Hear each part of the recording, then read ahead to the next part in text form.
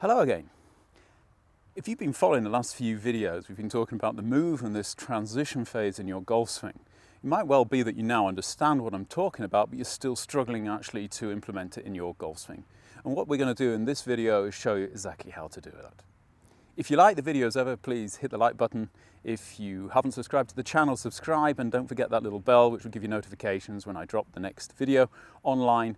I'll leave the philosophy also up in the corner of the screen. If you want to download that, it will give you it in writing, what you hear and see on these videos.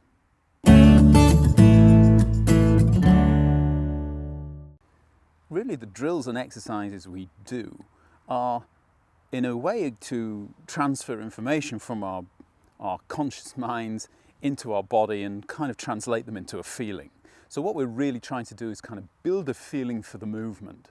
And I like to kind of start small and then build up so that your brain can kind of do it in little pieces. The first feeling I want you to actually get is the feeling for turning through the golf ball again from where more or less is the deepest point in the swing for the hands. So if you take your address position and then turn and swing the arms back and then hinge the wrists so that they're more or less opposite the trail thigh.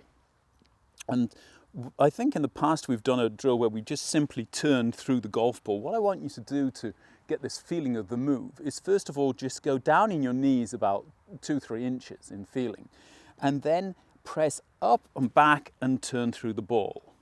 Now when I'm talking about pressing up and back and turning through the ball, I'm talking about using your legs and hips to get this movement going on, this rotational movement in your body. And in order to do that, you've got to kind of be using what we call shear forces. That means that when you're in this position, you want a feeling that the left foot is kind of pushing out at around about a 45-degree angle to the target line in that direction, and your right foot is kind of stabilizing and pushing away from the target. Getting these kind of two movements going on will actually help you to turn. When you combine that with the kind of the re-straightening of the legs, although we're not going to straighten them completely here, we're just going to press up. Not saying that you can't do that. When you actually get to that position, you'll actually find that you're turning quite naturally. And you can actually use this very small kind of bobbing effect to give you a little bit of power in the movement. So you start opposite your trail thigh, press up and out and turn through to this position just outside your lead leg. Your hands will be around about opposite your trouser pocket on your lead leg. And you get to that position.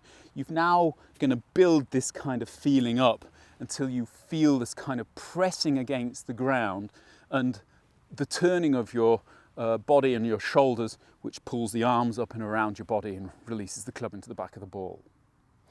Once you actually feel confident that that's working correctly, now we want to make that into a little bit of a swing.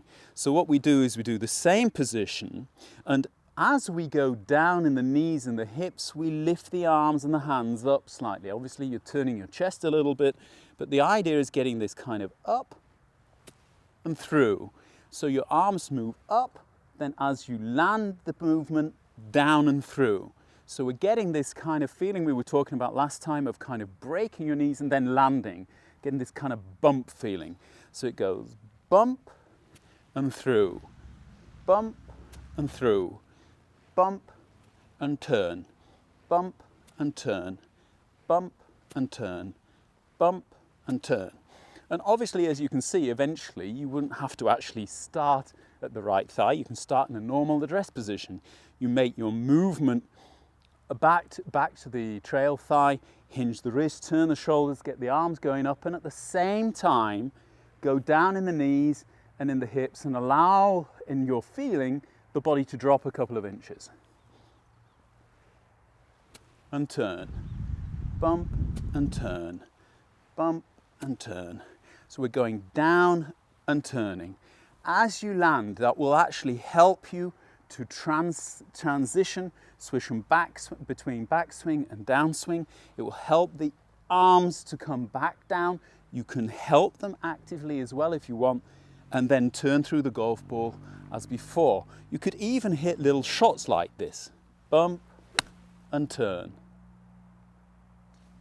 And that will help to give you the confidence to use this in larger swings. As I think I said at the end of the last video, don't feel like you don't need the move in all of your shots, whether it be a chip, a pitch, a bunker shot, or a full swing with a driver.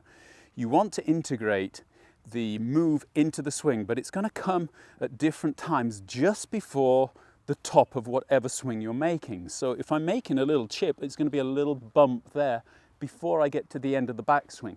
And it's only going to be a very, very short one. When I get a little bit further back, I'm going to do the move maybe when I get up to hip height.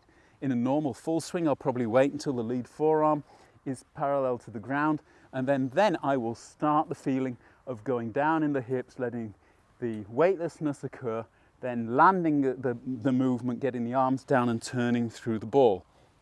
And that's basically what you want to be trying to do as next, is basically progressively lengthen the backswing and progressively delay the move. So you're going back to a point just before the top of the swing and you're feeling going down, landing, turning through.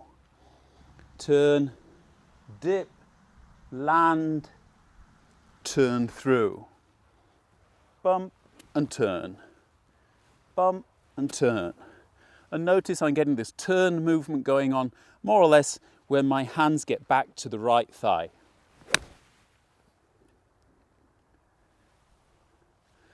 Now, if you look at the video in slow motion there, you will hardly see any motion in my head. However, I am feeling it. And that's why you will see some players like Justin Rose, Tommy Fleetwood, Molinari, where it's imperceivable, this movement. But there are obviously guys out there like Woods and McIlroy who have actually got this going on in a big way. And if you look at Woods' swing, a long time they were saying this is the reason he did in his left knee. It was because he was kind of straightening it so quickly.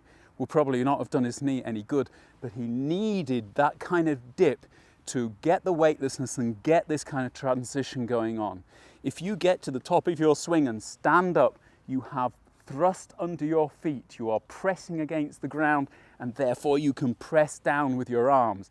If, however, you've lost the thrust under your feet, your arms have nothing to press against. They can't go out there because you're not applying any force to the ground, and they'll only be able to do that once you actually land and start applying forces. But landing in itself will help to get the arms down the way that they ought to be, and when you turn through the golf ball, the club will hopefully be coming from behind the golf ball instead of over the top.